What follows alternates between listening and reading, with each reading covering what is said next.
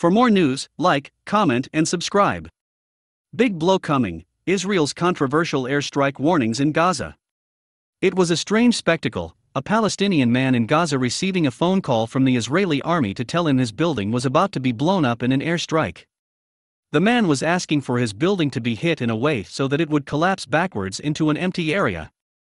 Such phone calls are a common and controversial method for the Israeli military to warn people in Gaza of an impending airstrikes on buildings.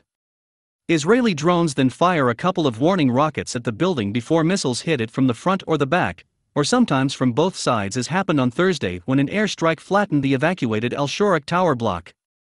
Israel says it is targeting buildings where Hamas has offices and weapons stores.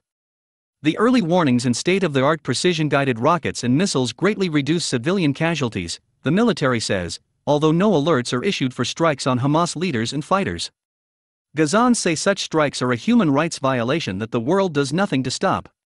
There are already more than 2 million people living in the 41-kilometer-long coastal strip, and with the population growing and unable to leave because of an Israeli blockade since 2007, many more of its people are living in multiple-story buildings.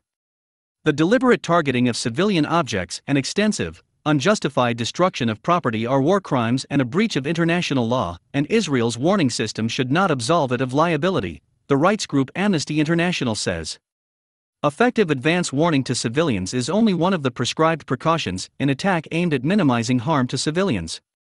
When Israeli forces have given warning, in many cases key elements of effective warning have been missing, including timeliness, informing civilians where it is safe to flee, and providing safe passage and sufficient time to flee before an attack.